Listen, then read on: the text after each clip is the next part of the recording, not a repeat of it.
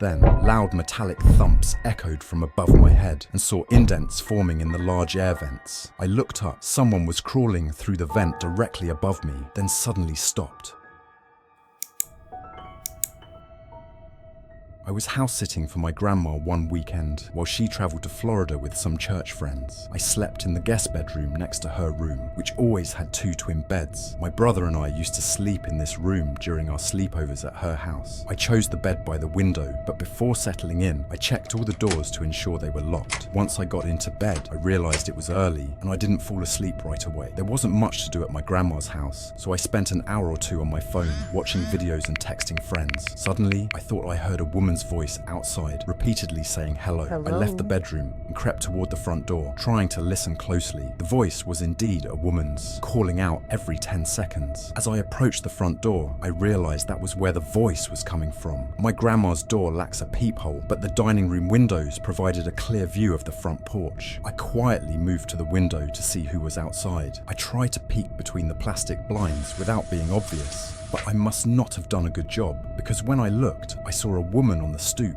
staring right at me as if she knew I would be watching. Hello. Once again, she said hello, her face twisted into a creepy smile. She looked to be in her late 50s or early 60s, but she didn't resemble a sweet old lady. Something about her face made me uneasy. I stepped away from the window, wondering if she might be one of my grandma's friends. But it was midnight. Why would anyone come by at this hour? And why was she just standing there saying hello instead of knocking? Feeling genuinely unsettled, I returned to the guest bedroom and shut the door. With the door closed, I couldn't hear her anymore. Perhaps she had left. I started texting my sisters and friends about the bizarre encounter, but after a while, I began to calm down. My sisters suggested I call Grandma, but I knew there was no way she would be awake. She hardly ever checked her phone anyway. Just then, silence was shattered by a loud bang at the window. Not a knock, but a bang. My heart raced as adrenaline surged through my body. After the banging stopped, I heard that familiar voice say hello again. Fueled by adrenaline, I grabbed the blinds and pushed them up, revealing the horrifying older woman, her face just a thin layer of glass away from mine. I screamed at her, "I'm calling the cops!" I pulled the blinds down and sprinted back to the living room. I quickly scanned the house and then dashed upstairs to lock myself in the upstairs guest bedroom. I didn't want to call the police. I just wanted to wait it out. A couple of hours later, still wide awake, I finally ventured back downstairs to check the windows. The creepy old lady seemed to have vanished. The next morning, I called my grandma to tell her what happened. She panicked on the phone, clearly distressed. She recounted an incident a few days earlier when a woman about 10 years younger than her had been watching her at the grocery store, smiling for no reason. I told her to calm down, unsure whether to connect the 2 events. After we hung up, I couldn't shake the thought. My grandma is 75 and has lost some of her wits, so I take some of her stories with a grain of salt. However, the way she yelled about the woman in the store gave me chills, and I still wonder if it could have been the same person.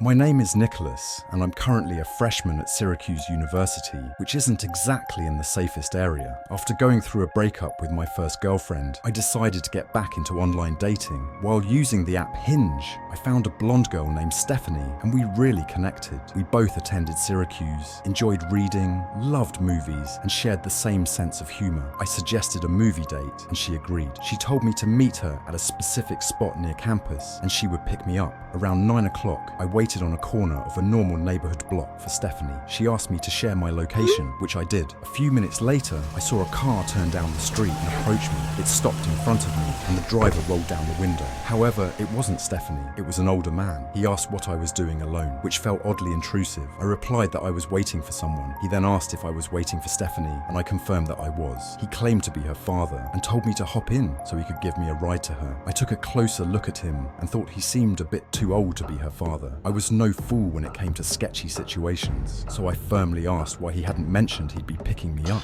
He claimed he didn't trust a random guy meeting his daughter and wanted to meet me first. I didn't respond, simply turned and walked away in the opposite direction from where his car was facing. He yelled, "Hey, hey," sounding surprised that I was just walking away, but I'd heard too many kidnapping stories to take any chances. I glanced back to ensure he wasn't turning around to follow me and breathed a sigh of relief when he drove straight and turned left, disappearing disappearing from view. I continued walking toward campus. As I approached the corner, I noticed what looked like the same car parked on the side of the road with its lights off. I briefly glanced into the window as I passed, but the glass was tinted. I tried not to appear suspicious and kept walking. Then I received a text from this so-called Stephanie. "Why didn't you get in the car with my dad?" I ignored the text and kept moving, looking back to see if the car would follow. At an intersection, I turned right and then sprinted toward campus. To my surprise, I wasn't followed. Out of breath, I reached campus and headed to my dorm. However, I felt like I could hear footsteps behind me. I thought I might be paranoid, but when I heard the sound of broken glass being kicked, I knew I was being tailed. I ducked behind a van to listen for the footsteps. They were a few cars away when I spotted him. The old man was approaching from between two cars across from me. He yelled something I couldn't fully understand, but it sounded like, "Come back and I'll take you to her." He looked to be in his 60s, and I knew he wouldn't catch me if I sprinted. I took off running and quickly lost him, making it back to my dorm room. My roommate wasn't there, so I had no one to talk to about my experience. When I finally lay in bed, I received another shocking text from that man. "You're a little piece of fucking shit. You're lucky you got away. I would have strangled your ugly ass." I took a screenshot of the message and replied, "Thanks for the threat. It's going straight to the police," before blocking his number. I saved the conversation as evidence and planned to report it to the police eventually, hoping they could take action.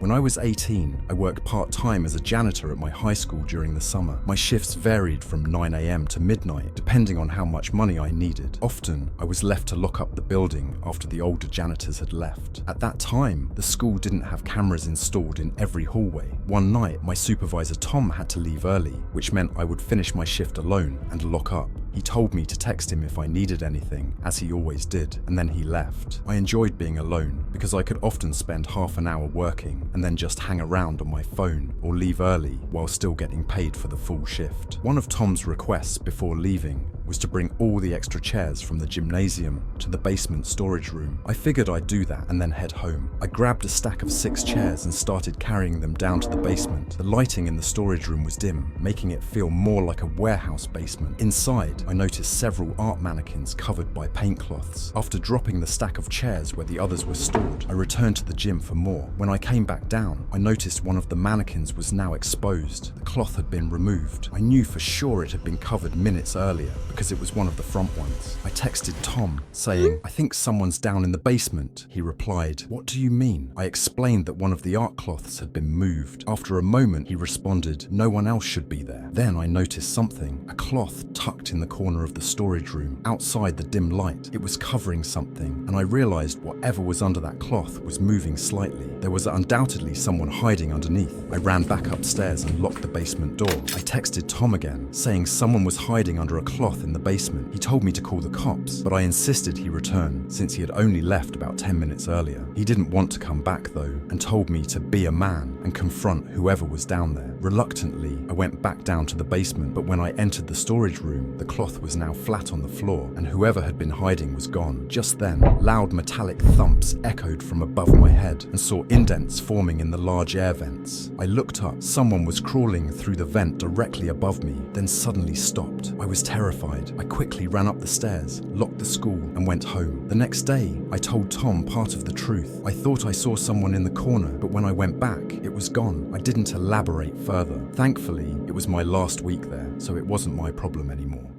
And there you have it. Which story creeped you out the most? Let me know in the comments below. And if you enjoyed these terrifying tales, don't forget to smash that like button. It really helps the channel. Subscribe to Mr. Midnight for more haunting stories that'll keep you up at night. Make sure to hit the notification bell so you never miss a tale that will send shivers down your spine. I'll post every midnight on Mondays, Wednesdays, and Fridays. Thanks for watching, stay safe, and I'll see you in the next video, if you dare. Until next time, sweet dreams. Or not. Like and subscribe.